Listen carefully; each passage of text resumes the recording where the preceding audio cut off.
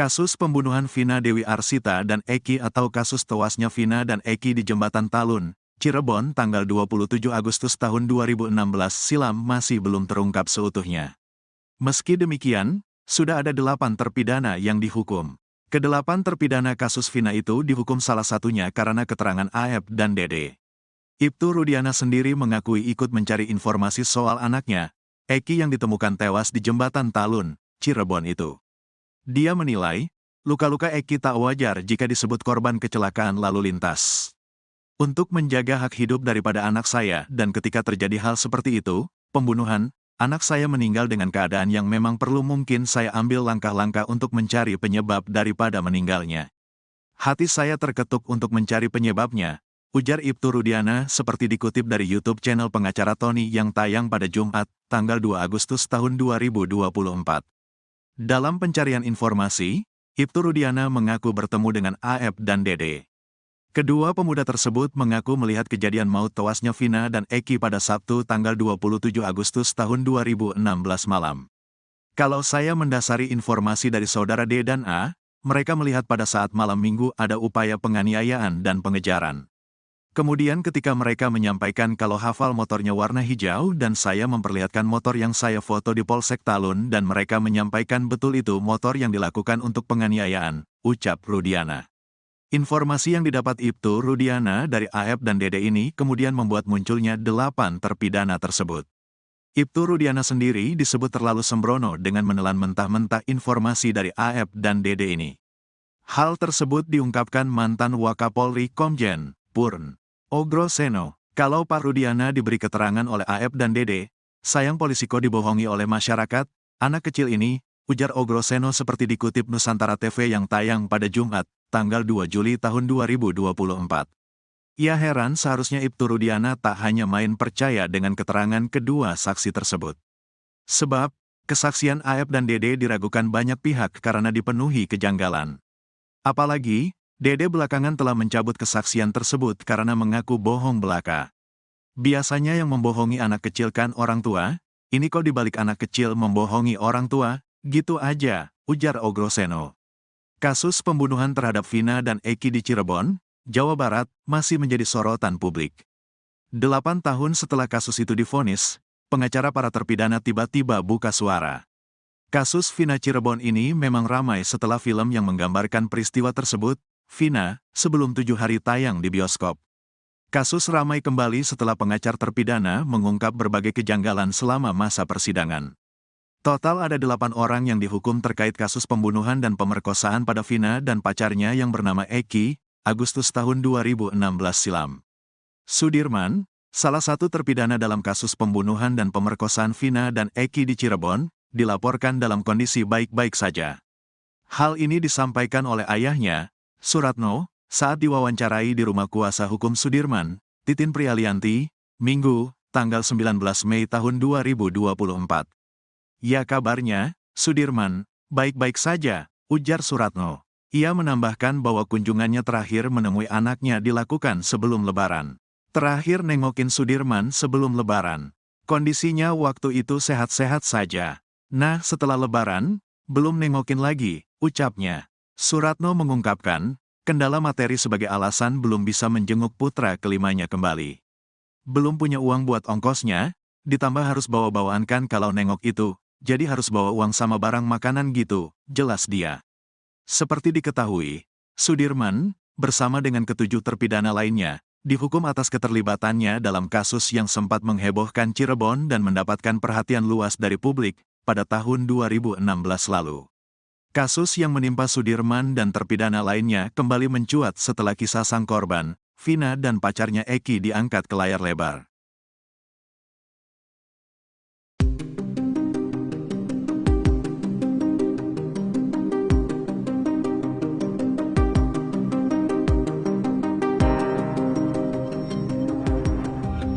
Secara diam-diam ternyata Kapolri Jenderal Listio Sigit Prabowo telah membentuk tim khusus untuk menguak kematian Vina Cirebon dan kekasihnya Eki.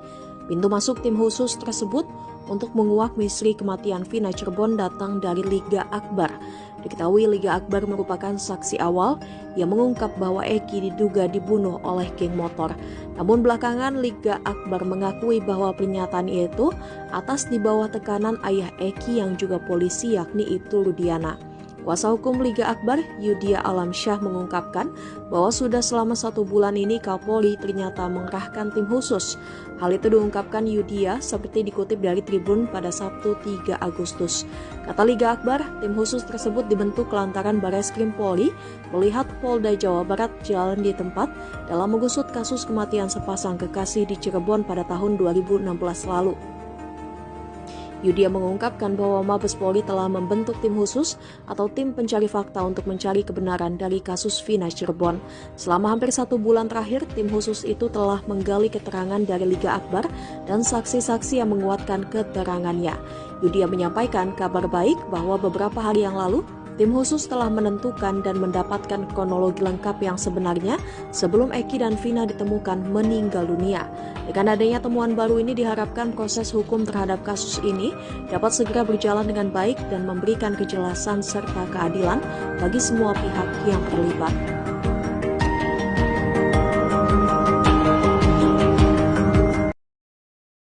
Aep salah satu saksi kasus Vina diam-diam temui ayahnya pada tengah malam.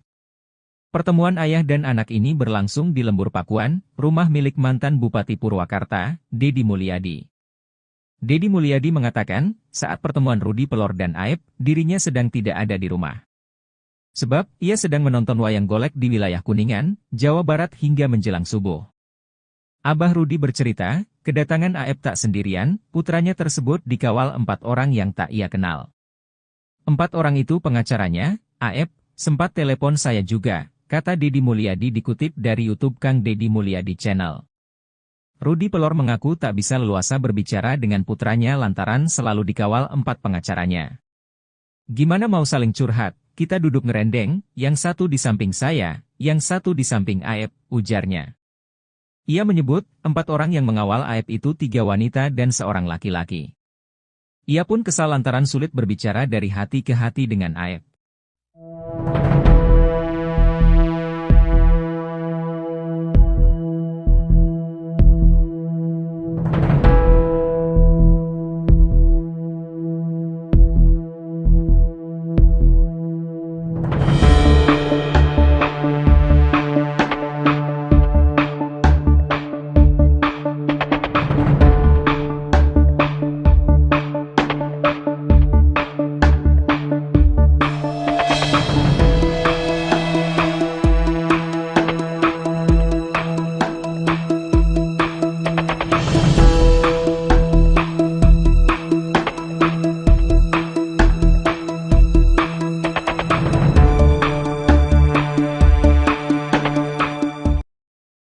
Pengacara Peggy Setiawan, Tony RM belak-belakan menguliti kebohongan Ibtu Rudiana dalam kasus Vina. Bukan tanpa alasan Tony RM mencurigai ayah mendiang Eki, ia rupanya memegang bukti kuat bahwa Ibtu Rudiana tak jujur mengungkap kasus yang terjadi di tahun 2016 itu. Karenanya kini, Tony RM ngotot meminta Bareskrim Polri segera memeriksa Ibtu Rudiana yang dicurigai masih menyembunyikan satu petunjuk penting perihal kasus kematian Vina dan Eki.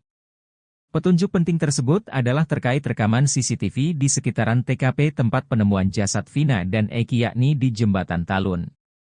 Perihal CCTV, Ibtu Rudiana beberapa waktu lalu sempat mengurai fakta versinya. Bahwa ia memang sempat melihat CCTV di dekat TKP. CCTV memang sempat saya lihat. Namun CCTV tidak jelas menghadap jalan raya, cuma mengarah ke depan perumahan dan itu saya sampaikan ke penyidik, ujar Ibtu Rudiana. Atas cerita yang disampaikan Rudiana soal CCTV, Tony RM mengaku tak percaya. Menurut Tony, ada hal yang disembunyikan oleh Rudiana soal CCTV di sekitaran TKP. Lantaran cerita Rudiana tersebut, Tony curiga ayah Eki menutup-nutupi fakta besar yang bisa mengungkap misteri kasus Vina Cirebon. Karenanya, Tony pun mendesak Mabes Polri agar memeriksa Ibtu Rudiana. Tak cuma Rudiana, Tony RM juga menyoroti 2 sosok penting yang tahu soal CCTV di sekitar TKP kasus Vina. 2 sosok tersebutlah menurut Tony yang diduga tahu fakta penting perihal CCTV. Ini sesuai dengan putusan pengadilan atas nama para terpidana dari kesaksian Dodi dan Gugum Gumilar, yang mengatakan bahwa mereka telah mengecek CCTV namun belum dibuka. Masa sih belum dibuka? Setiap manusia, apalagi itu anggota kepolisian, ketika ada peristiwa kematian, maka rasa penasaran itu ada agar dibuka CCTV, pungkas Tony. Gemas dengan kasus Vina Cirebon, Tony pun tak ragu meminta Kapolri agar tegas menindak Ibtu Rudiana jika memang terbukti bersalah. Tak cuma soal CCTV, Tony juga menguak borok Ibtu Rudiana perihal pemeriksaan para terpidana. Dalam konferensi pers yang ia gelar, Rudiana sempat mengaku hanya memeriksa terpidana selama 15 menit. Namun faktanya berdasarkan putusan Pengadilan Nomor 4 PID B 2017 PN Cirebon, Ibtu Rudiana lebih dari 2 jam menginterogasi para terpidana agar mengaku. Alih-alih memberikan bantuan hukum ke Ibtu Rudiana, Kapolri Jenderal Listio Sigit Prabowo justru membentuk tim khusus. Tim khusus ini menyelidiki kasus tewasnya Vina dan Eki ini dari titik awal. Menariknya, penyelidikan ini diawali dengan menggali keterangan dari Liga Akbar, saksi kunci kasus Vina Cirebon. Padahal keterangan Liga Akbar ini sudah dibantah oleh Ibtu Rudiana. Tim khusus bentukan Kapolri ini diungkap oleh kuasa hukum Liga Akbar, Yudia Alamsyah. Yudia mengungkap, Mabes Polri telah membentuk tim khusus atau tim pencari fakta untuk mencari kebenaran dari kasus Vina Cirebon. Ia bahkan diminta untuk berkomunikasi terkait pengungkapan kasus kematian Vina dan Eki dari awal. Bahkan penyidikan ini dimulai dari Liga Akbar, yang telah mencabut keterangannya di tahun 2016. Pintu masuknya dari Liga Akbar, kata Yudia Alamsyah dikutip dari Tribun Jabar, Sabtu, 3 Agustus 2024. Selama hampir 1 bulan ini, kata dia, tim khusus tersebut telah menggali keterangan dari Liga Akbar. Bahkan saksi-saksi yang menguatkan keterangan Liga Akbar juga turut diperiksa oleh Mabes Polri. Yudia pun mengungkap bahwa tim khusus ini telah mendapatkan kronologi lengkap yang sebenarnya, sebelum Vina dan Eki ditemukan tewas di flyover Talun, pada 27 Agustus 2016 lalu.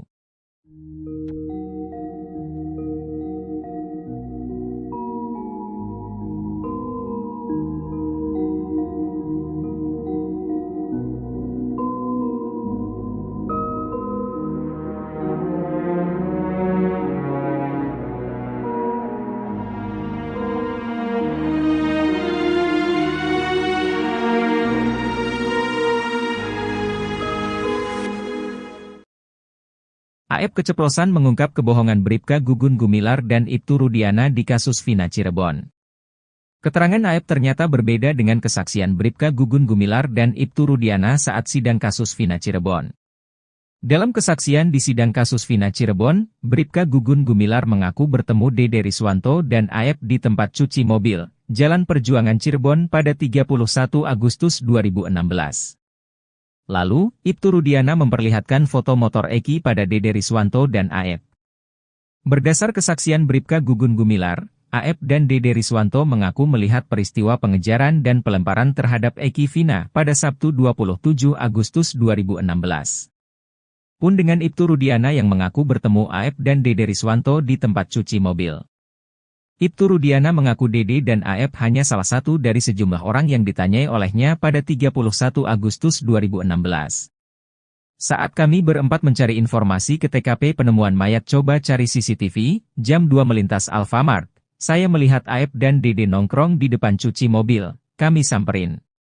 Saya mendasari informasi AEP dan Dede dia melihat pada malam minggu ada upaya pengejaran dan penganiayaan kemudian dia menyampaikan motornya warna hijau saya memperlihatkan motor yang di Polsek Talun, kata Ibtu Rudiana. Namun keterangan Bribka Gugum Gumilar dan Ibtu Rudiana justru berbeda dengan pengakuan AEP. AEP mengaku bertemu Ibtu Rudiana di Polresta Cirebon, bukan di tempat cuci mobil. AEP mengaku dipanggil ke Polresta Cirebon untuk dimintai keterangan oleh penyidik kasus Vina Cirebon. Padahal Bribka Gugum Gumilar dan Ibtu Rudiana menerangkan bahwa mereka mendapat informasi terkait keberadaan terpidana kasus Vina Cirebon dari telepon AEP. AEP menekankan pengakuan Dede Riswanto adalah bohong. AEP mengaku tidak pernah diarahkan Ibtu Rudiana dalam memberi kesaksian.